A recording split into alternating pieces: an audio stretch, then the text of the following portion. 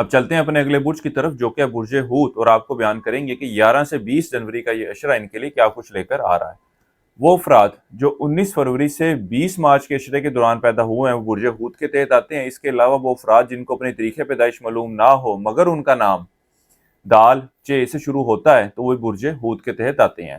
اس عرصے کے دوران برج حوت والے افراد جو ہیں وہ آسائش آرام پسند ہوں گے۔ اس کے علاوہ اپنے شریک حیات کے ساتھ اچھے اور بہتر تعلقات استوار کرنے کے بھی خواہش مند ہوں گے، اور اپنی شریک حیات کی خواہشات کو پورا کرنے کے حوالے سے بھی خاصی جدوجہد کرتے ہوئے نظر آئیں گے۔ اللہ کے فضل و کرم سے اس عشرے کے دوران ان کو اچھی اور بہتر صحت سے واسطہ رہے گا، خاص طور پر وہ افراد جو طوالت بیماری کا شکار ہیں، اللہ کے فضل و کرم سے ان کو بھی ایک اچھی اور بہتر اور لمبی زندگی ملتی ہوئی نظر آ رہی ہے۔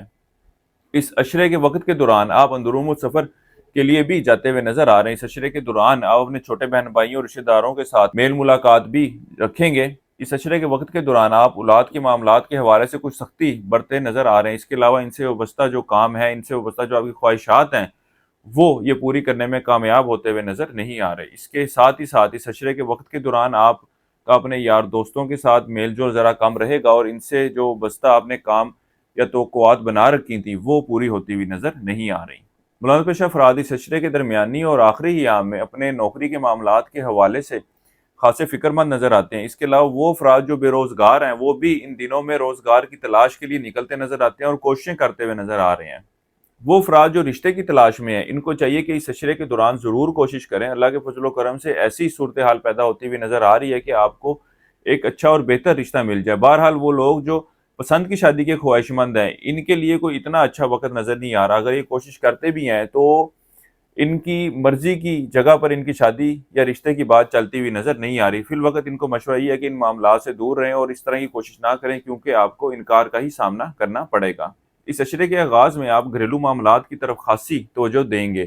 اس کے علاوہ وہ افراد جو بیرون ملک جانے کی خواہش مند ہیں ان کو چاہیے کہ ان معاملات کے حوالے سے ورکنگ ضرور کریں، لیکن کسی بھی جگہ پر اپلائی کرنے یا کسی شخص کو پیسے دینے کے حوالے سے کوئی اتنا اچھا وقت نہیں ہے۔ فی الوقت ویٹ کر لیں، انشاءاللہ تعالی جب اچھا آپشنز آئیں گی، اچھا وقت آئے گا تو آپ کو ہماری اس ویڈیو میں بتا دیا جائے گا۔ ہمارے ساتھ رابطہ رکھنے کے لیے ہمارے چینل کو سبسکرائب کریں، فالو کریں، تاکہ ہمارے چینل پر آنے والی تمام ویڈیوز کی نوٹیفیکیشن آپ کو ملتی رہا کریں۔ کاروباری صورتحال کی بات کی جائے تو اس عشرے کے آغاز میں کسی کے ریفرنس سے کوئی ایسے گاہک یا ایسے کسٹمر آپ کو ملتے ہوئے نظر آ رہے ہیں جس کی وجہ سے آپ کی اچھی دکانداری ہو جائے۔